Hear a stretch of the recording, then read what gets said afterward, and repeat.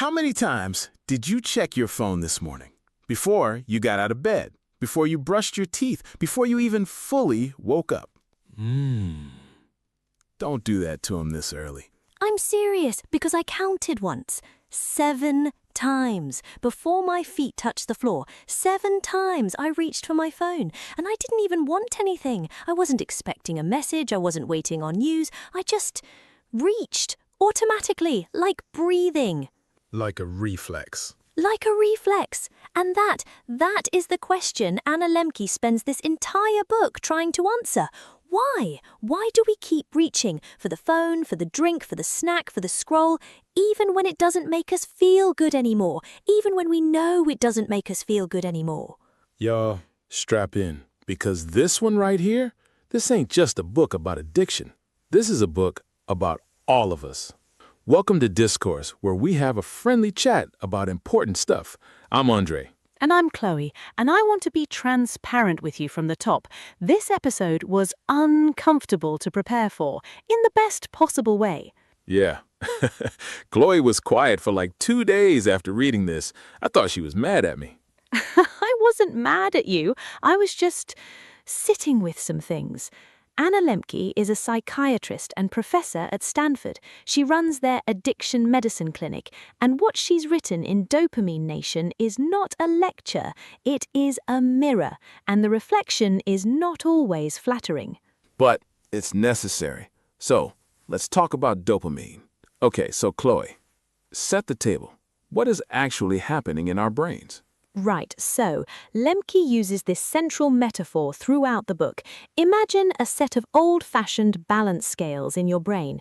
One side is pleasure, the other is pain, and your brain is obsessed with keeping that scale level. Equilibrium, homeostasis. Exactly. So when something pleasurable happens, you eat something delicious, you get a compliment, you scroll past a funny video, dopamine is released. The scale tips toward pleasure, and immediately your brain panics. Panics? She calls them gremlins, these little neurological creatures that immediately jump onto the pain side of the scale to bring it back to level. The buzz fades, the good feeling passes, and now you're left not just neutral, but slightly below where you started. So every high has a debt. That's actually kind of dark. It gets darker, because here's the tragedy. The more you repeat a behavior, the bigger and faster those gremlins get. Your brain adapts. It stops producing as much dopamine because it's anticipating the spike. So over time, you need more of the thing just to feel normal. Not a euphoric, normal. And if you stop, you feel worse than you did before you ever started.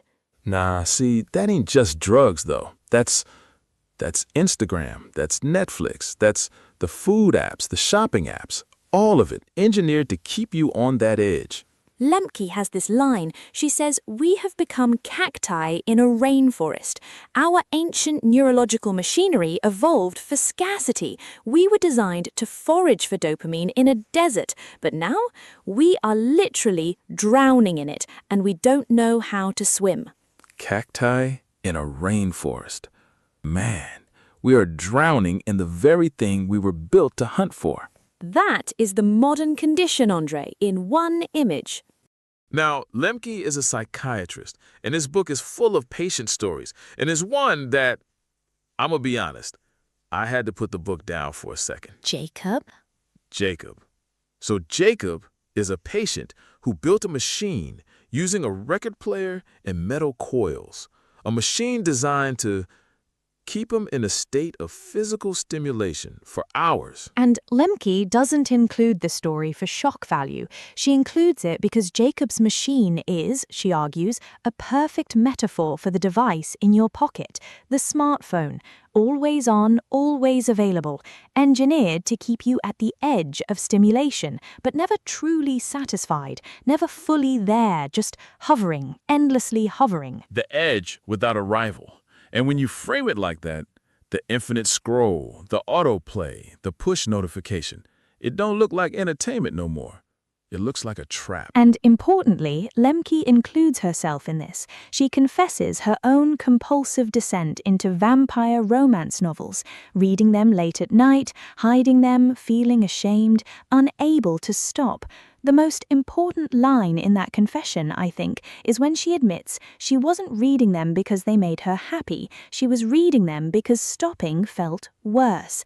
That distinction is everything. Not pursuing pleasure, running from pain. And the cruelest part of the whole mechanism is this: the more you run from pain, the less tolerance you have for it. Lemke's patients describe being unable to tolerate even minor discomfort, boredom, silence, waiting. Things that are just ordinary human experience become unbearable because they've been numbing the signal for so long they forgot how to just sit with themselves. Sitting with yourself.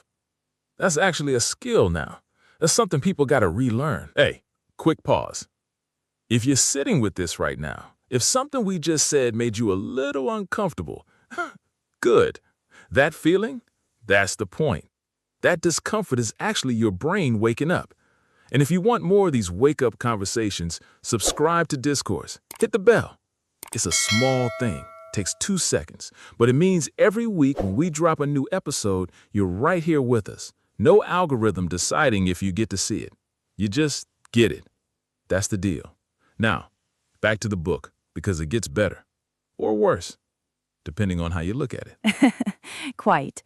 So Lemke's prescription for all of this is not a 12-step program or a motivational speech. It's a dopamine fast, a period of abstinence. She recommends 30 days, where you step completely away from your substance of choice, whatever it is, so the gremlins can dismount. 30 days. And she gives us Delilah, 16 years old, vaping high-potency cannabis to manage her anxiety. Her parents are worried. Lemke convinces her to try a month without it. And during that month, something extraordinary happens. Delilah's anxiety, the anxiety she was medicating, disappears. The cannabis was not treating her anxiety. The cannabis was her anxiety. The very thing she was using as medicine was the illness. How many people right now are medicating a feeling that their habit created? That is the question, isn't it? And Lemke is careful here. She's not anti-pleasure. She's not saying suffering is noble for its own sake. She's saying we have lost the ability to accurately read our own emotional signals because we keep interrupting them. We reach for the phone before the boredom can even finish its sentence. We snack before the restlessness can tell us what it actually needs. We are never in the room with ourselves long enough to hear what we're actually feeling. The mindfulness piece. Lemke talks about this, learning to just observe the craving, not fight it, not obey it, just watch it, like you're watching weather through a window. It's storming out there. You don't got to go stand in it, but you also don't got to run to the basement. And she makes this vulnerability remarkable by sharing, and I thought this was extraordinarily brave, a deeply disturbing, intrusive thought she had while holding her own newborn. I won't detail it, but the point is, rather than spiraling in shame about the thought, she observed it, she let it pass, and it passed. Thoughts are not crimes. Cravings are not commands. Cravings are not commands. Say that again for the people in the back, Chloe. Cravings are not commands. Okay.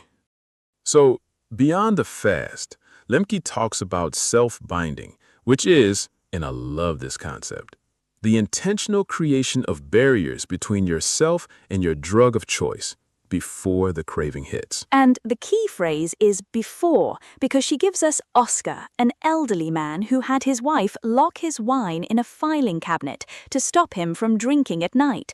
Smart, right? Sensible plan. Except they found him in the middle of the night, on his knees, trying to dismantle the cabinet lock with pliers. Okay, that's a little funny and deeply heartbreaking at the same time. It is both simultaneously. And the lesson is this: once the craving is fully activated, personal agency is often the first thing to disappear. You are not the same person at the height of a craving as you are in a calm moment. Oscar in the morning making sensible decisions and Oscar at midnight with pliers, those are practically two different people. And we keep reaching for the phone instead. That hit different. There's also Drake, a doctor who got a DUI and chose to plead guilty in court, against his lawyer's advice, because his father had always told him, lying is never worth it. And Lembke says that single decision, that act of public honesty, tethered him to his real self in a way that no treatment alone could. Honesty as medicine. Not confession for punishment. Honesty as coming home to yourself. All right, let's land this plane.